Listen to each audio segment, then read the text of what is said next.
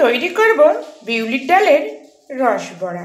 Welcome back to my channel S কিচেনের পক্ষ থেকে আমি শেফালি নিয়ে এসেছি আপনাদের জন্য আরও একটি নতুন স্বাদের নতুন রেসিপি, বিউলির ডালের রস বড়া।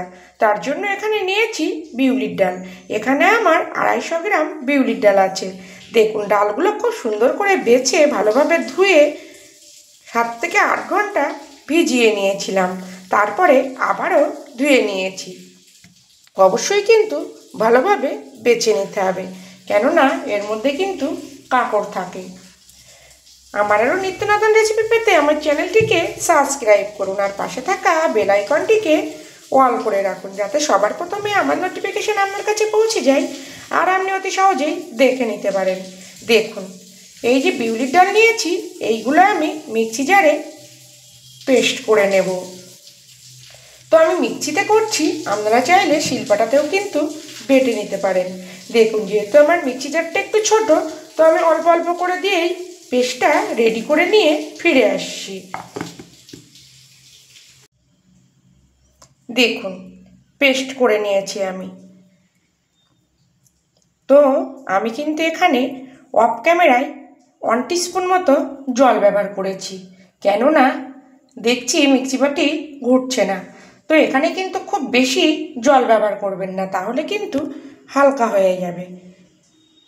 তো এবার আমি একটি পাত্রে নামিয়ে নেব। দেখুন, সব ডালগুলো আমি অল্প অল্প করে পেস্ট করে নিয়েছি, নিয়ে একটা পাত্রে নিয়ে নিয়েছি। এবার এখানে দিয়ে দেব পরিমাণ মতো লবণ। আর কিন্তু আমি এখানে কিছু ব্যবহার করব না, আপনারা চাইলে কিন্তু একটু মৌরিও ব্যবহার করতে পারেন। তো লবণটা অবশ্যই বুঝিয়ে দেবেন কিন্তু। এবার খুব সুন্দর করে ফেনিয়ে নেব, মানে আর কি ফেটিয়ে নেব। যত ভালো ফেটানো হবে তত কিন্তু রসবড়াটা ভালো হবে, আর কি এই রসবড়ার মধ্যে রসটা ভালোভাবেই ঢুকবে। তা খুব সুন্দর করে ফেনিয়ে নিয়ে ফিরে আসছি। দেখুন, 10 মিনিট আমি ফেটিয়ে নিয়েছি, আর দেখুন কতটা হালকা হয়ে আছে। আর বুঝবেন কি করে যে আমার ফেটানো হয়ে গেছে? দেখুন, নিয়েছি একটা পাত্রে জল, আর দেখুন জলের মধ্যে দিলেই কিন্তু এরকম ভেসে উঠবে, তখন বুঝবেন এটা আমার ফেটানো হয়ে গেছে। আর অন্যদিকে কিন্তু আমি জল গরমও বসিয়েছি, আর নলেন গুঁড়ো জল দিয়ে গরম বসিয়েছি।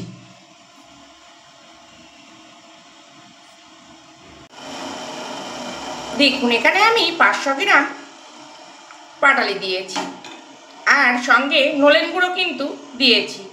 তো মনে হচ্ছে একটু কম হয়ে যাবে, তো আরেকটু পাটালি আমি ব্যবহার করছি।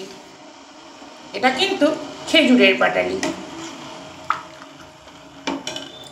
আর এই রসটা কিন্তু অবশ্যই হালকা রাখতে হবে, তা নাহলে কিন্তু রসবড়ার মধ্যে রস ঢুকবে না। আর দেখুন, তেলও আমি গরম বসিয়েছি, আর গ্যাসের জোর কিন্তু লো টু মিডিয়াম করে রেখেছি। দেখুন, এই যে রস আমি করেছি এই ফুটে গেছে কিন্তু। এইবার দেখুন, উপরের থেকে যে একটু এই গেজা গেজা উঠেছে, এগুলো কিন্তু অবশ্যই ফেলে দেওয়ার চেষ্টা করবেন। এবার আমি গ্যাসের জোরটা লোতে করে দেব, আর বড়াগুলো ভেজে নেব। দেখুন, এইগুলো কিন্তু অবশ্যই তুলে ফেলে দিতে হবে। যতটা সম্ভব তুলে ফেলা যায় অবশ্যই কিন্তু তুলে ফেলবেন। আর অনেক সময় এই গুড়ের মধ্যে কিন্তু ময়লা থাকে, আপনারা চাইলে কিন্তু একটু ছেঁকেও নিতে পারেন। কিন্তু দেখুন, এই গুড় কিন্তু একদম পরিষ্কার, কোনো ময়লা নেই, তার জন্য কিন্তু আমি ছেঁকলাম না। দেখুন, এইভাবে কিন্তু উপর থেকে অবশ্যই তুলে ফেলবেন।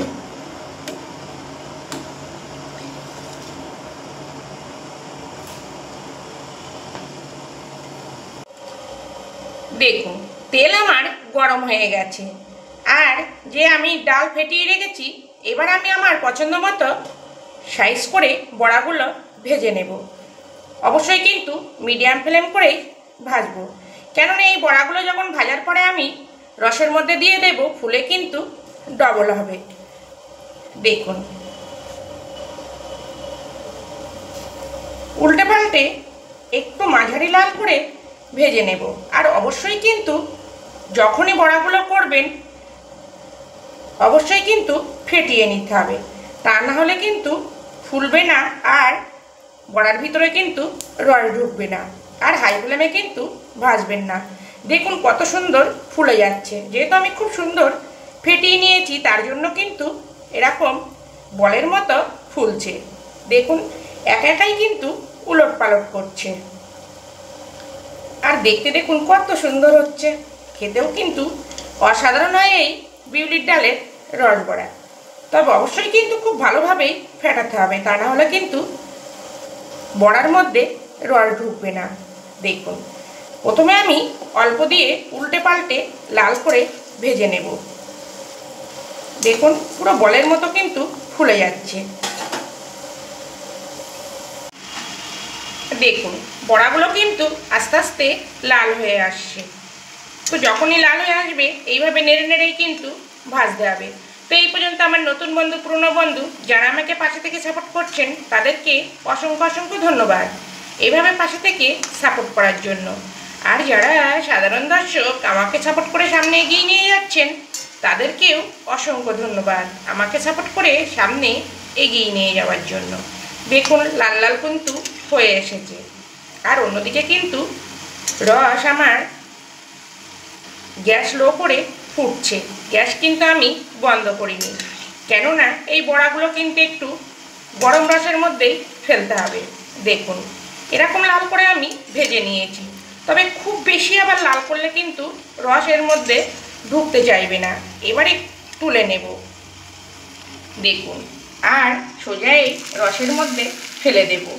অবশ্যই কিন্তু ঢাকা দিয়েই রাখতে হবে। বড়াগুলো দিয়েই কিন্তু ঢাকা দিয়ে দেব। আর গ্যাসের জোর কিন্তু লোতেই থাকবে। আবার গ্যাসের জোরটা একদম লো করে দেব, মানে আর কি তেলের গ্যাসটা। এইবার দেখুন এই বড়াগুলো একটু এইভাবে মাঝে মধ্যে কিন্তু নাড়া দিয়ে দিয়ে রসের মধ্যে চুবিয়ে দিতে হবে। আর যে ডাল আমি রেখেছি আবার কিন্তু কিছু সময় ফেটিয়ে নেব, তারপরে আবার ভাজবো। দেখুন বড়া কিন্তু আমার সব ভাজা হয়ে গেছে। আর সব বড়াগুলো কিন্তু এই রসের মধ্যে দিয়ে দিয়েছি। আর গ্যাস কিন্তু আমি এখনও বন্ধ করিনি, মানে আর কি একদম লো ফ্লেমে রেখে বড়াগুলো ভেজে ভেজে এই রসের মধ্যে দিয়ে দিয়েছি। তো দেখুন এবার আমি গ্যাসটা বন্ধ করে দেব। আর 5 থেকে 6 ঘন্টা এই রসের মধ্যে ভিজিয়ে রাখবো। আর অবশ্যই কিন্তু একটু মাঝে মধ্যে এরকম চেপে চেপে দিতে হবে। তো আমি 5 থেকে 6 ঘন্টা পরে ফিরে আসছি।